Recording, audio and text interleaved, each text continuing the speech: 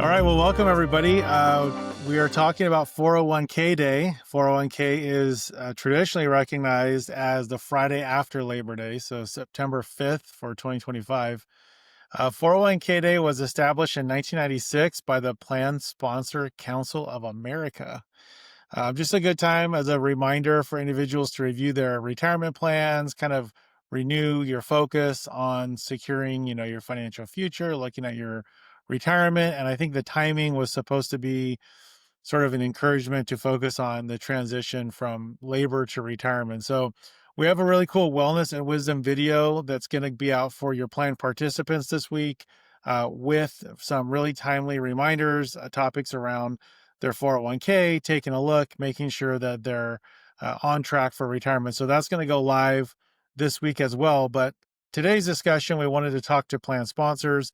And we thought a good goal for this meeting would be to really cover some key 401k topics for plan trustees, for plan administrators, for all of our partners who work on their company's retirement plan, and kind of focus on some important topics around fiduciary responsibility, plan design, participant engagement, and compliance. So those are kind of the main themes we'll try to hit. And let's start with the foundation. We heard the word fiduciary. Steve, you worked in this industry for a long time, and you've probably had this question a lot, but sometimes there's confusion with what is a plan fiduciary. So can you help us break down what does that really mean? What's sort of behind that term plan fiduciary? What does that mean? Well, the definition for a fiduciary is very broad. Anyone who interacts with the 401k plan can be considered a fiduciary. It could be the CFO, the HR, even the person running payroll for the 401k. Even us, we're a fiduciary on the plans that we work with. So it's basically, again, anyone that's working with the 401k plan. There's a fiduciary duty that goes along with being a fiduciary. And it's basically acting in the best interest of the plan and the participants, maintaining a prudent process and documenting the decisions that you make. Obviously, we try our best to help out with all of those to make sure that everything is documented and taken care of. But many plan sponsors don't realize the scope of what a fiduciary is and what their responsibilities are. Yeah, that's so true. We get questions all the time from plan fiduciaries, and they're not really sure what to look out for. What are some of the common oversights that you see, Steve? Well, the big one, as I mentioned, is lack of documentation, infrequent reviews, misunderstanding of what the roles are within the plan. Failure to monitor fees is a lot of companies that we talk to outside of the ones that we're working with that don't understand what they are, maybe not benchmarking their plan, not reviewing the investment options regularly. So it's just important to, the theme there is just documentation, reviewing, making sure you know what's going on in your plan. Yeah, and I think that also kind of spotlights the need for ongoing education. I know a lot of times we talk about participant education, which is super important. But as plan sponsors, it's important to continue learning, continue to, really understand your role. And we know informed plan sponsors who are kind of up on the latest and greatest make better decisions, which leads to better participant outcomes. So plan sponsor education is really important as well. So Steve, do you want to announce our big upcoming update? Yeah, well, this month we're starting a rolling 12-month training program. It's called Fiduciary Fitness Program. Basically, every month there'll be a new module that takes you through. After 12 modules, you will be completed with the fiduciary program. Topics include a lot of the stuff we just talked about, but really best practices, regulatory updates, and what you need to do to make sure that you're meeting your fiduciary responsibilities. It's really designed for plan sponsors to stay compliant, confident, and another documentation that if anything ever does happen, we always want to make sure that our clients have proper documentation that they've met all of their fiduciary duties. So we will be delivering this through a Zoom monthly, and we encourage everyone to join in and to complete the program. Yeah, and I think, education is key, but knowing what kind of support you're getting is really important too. And that kind of brings us over to the different providers that you work with for your plan. So there's all kinds of different service models, whether you have a bundled plan or whether you also work with a third party administrator. That can really vary up the type of service that you're getting. Fee transparency is important, knowing like what you're paying and who you're paying what and the services that they're delivering.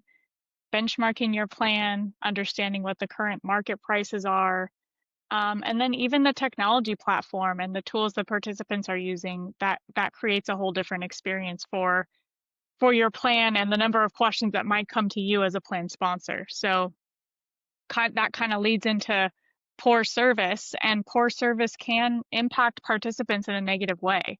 They might not be as engaged, or they might not respond when you have action items for them as participants in the plan, um, and all the way down to supporting audits or compliance reviews when something is needed for the plan and you're just not getting the timely responses that you need. There's so many options from plan design standpoint. I think plan sponsors are sometimes maybe overwhelmed, or maybe there's just a sort of a feeling of I don't know what I don't know. I don't know what else is out there. I just know my plan. But in your conversations with our clients and with plan sponsors, do you think that from like a plan design standpoint, they're always aware of what's available, or how their plan could be changed or improved? No, I definitely don't think people are aware a lot of the times. And, when we get new clients, we obviously do our best to educate them, like talking about different plan design strategies and why you should, push certain levers or turn certain things on. The auto features are really popular now with auto enrollment and auto escalation. The different types of contributions that you allow participants to give, whether it's, Roth or things like that. Matching formulas, even changing how you do the matching formula, can encourage higher savings rates from participants. So it's really good to be thoughtful about plan design and what outcomes are you trying to derive from your participants. And the more you tailor your plan to the demographics of your workforce, it kind of creates a better atmosphere and long-term savings behavior and reduces like leakage from the plan and withdrawals and those low participation rates that we see. So we try to do our best to educate and make people aware when we start working with them, even when they're not, as well as like new regulatory updates. So we try to keep our clients updated on things like that. As most everyone knows, like Secure Act 2.0, there's a lot of good features coming from that. You can do employer match as Roth contributions now, which will have some tax implications for participants. There's a student loan matching feature, emergency savings accounts. So as those new things come out with regulatory updates, we're trying to remind clients of that and think about what makes sense for their population as well. Yeah, I always think auto features are really the key, and we've been pushing them a little bit more recently. I think last benchmarks all the benchmarks we see are over half the plans now have some sort of auto feature, auto enrollment, auto escalation. They really get the employees started in the right direction, and doing education for 20 something years now of 401k plans, going out, and anyone that's ever been auto enrolled that I've met, or auto escalated, is happy that it happened. So I know a lot of you that are probably listening to this already have the auto features in there, and but some of you may be scared. So I think that's a huge one that from a plan design standpoint. But even if they have the auto features, nothing beats good education, really helping the participants one on one, and making sure that they're taken care of, because participants still need help, and the auto features kind of get that push, and then hopefully we're there to help them with the next step. Yeah. Yeah, I hear the same thing too in a lot of our meetings. So whether it's an education meeting, like a traditional one, like you mentioned, Steve, when we're out at our client or we're doing a virtual Zoom or something like that, or whether it's really one-on-one, which we obviously offer to all of our plan participants, we hear a lot of those questions as well, and sometimes it's around auto features, or pre-tax versus Roth. How should I save? How should I contribute? um, how do I get closer to achieving my goals? One of the big ones around how much I should be saving. Really kind of comes down to how much should I contribute if I have a match? Should I include the match in my total? Should I not? What's a good kind of contribution amount? Sometimes it's just simple around the limits. How much can I save? If I max out, at what point am I eligible for the catch up? So when you're 50 plus, or now if you're 60 plus, there's an additional catch up. So we get a lot of those questions in our education meetings, which are great, helping people kind of work toward their goals and understand the features a little bit better. Yeah, I know I get a lot of questions from plan participants that don't really understand the employer match. Do you get that question a lot, Ryan? Yeah, all the time. What's the match? How does it work? When do I get it? Is there a vesting schedule? And what does that mean? What is vesting? How do I get ownership in this employer, contribution? Why do you guys call it free money? So we like to say, if you have an employer match, it's free money. It's a great benefit.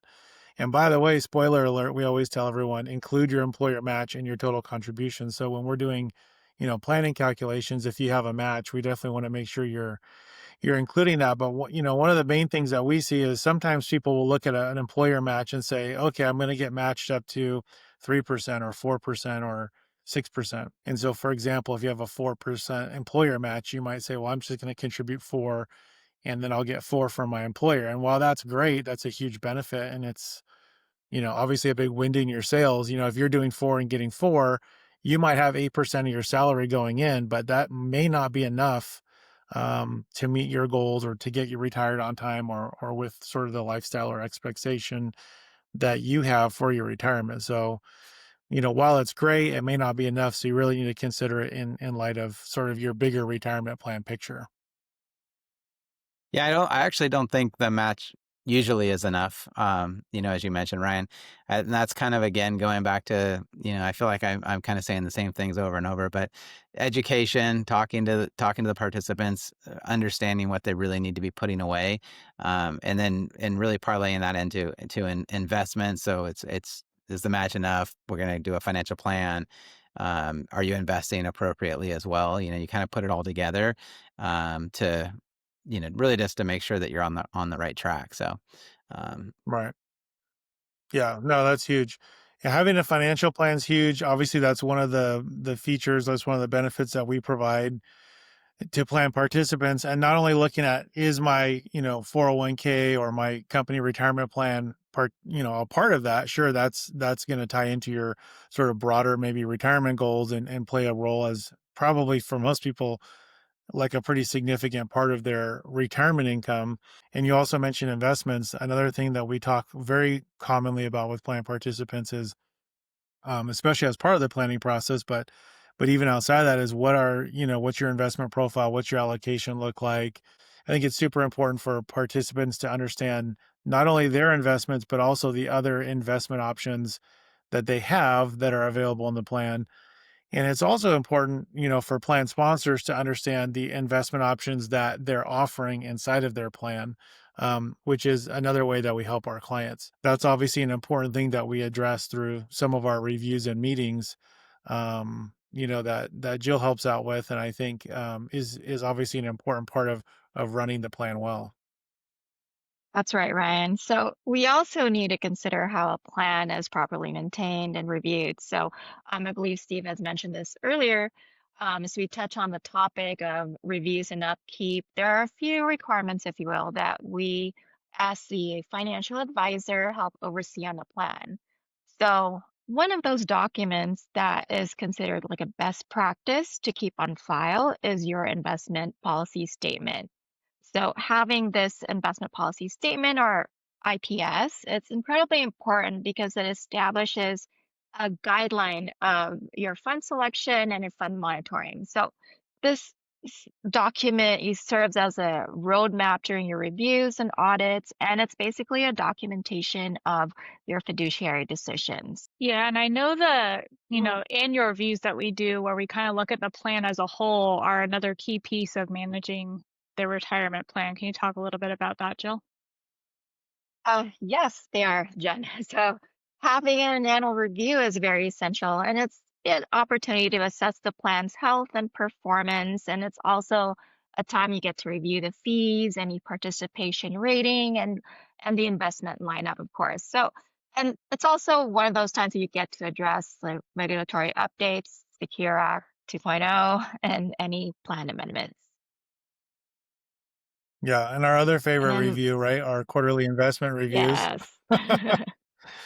So, So, yeah, good. yeah, Jill, talk about why that's important, or how people should kind of think about using those to, help them monitor, and another Yeah. aspect of their plan. Right. So aside from the annual plan review that we do, I believe around springtime, we also send out our investment reviews on a quarterly basis. And this is where we get to monitor the fund performance and benchmarks, and we identify any underperforming funds. So we create a watch list of how they're doing in the next quarter or so. And if need be, then we would recommend any replacement funds. And of course, we assist you in this process as well. So bring it all together, having these reviews and documentation in place, it safeguards the fiduciaries and it ensures that we're ongoing audit readiness. Yeah, Yep. good stuff. So that's it. Yeah. Well, that's a lot of topics. I think we covered fiduciary, plan design. We talked about participants, talked about education, compliance. I think we hit it all. Perfect. Well, don't forget the Fiduciary Fitness program that we're starting. Starting this month, we'll be sending out information on that, and then also we'll be sending out. This call was for for our actual plans mostly, but we will have a participant version of 401k Day coming out as well. So we really would recommend that that goes out to the participants as well. So. Yeah, and if you guys have any questions or you're not sure where to start, or participants are coming to you with questions, reach out to us. We're happy to help with anything we can. Thank you, everyone, for watching our Wellness and Wisdom 401k Day edition. So, again, if you have any questions, you can reach us at our email, thgrs@raymondjames.com. Don't forget to click that like, share, and of course, subscribe to our channel. Thank you. Thanks, everybody.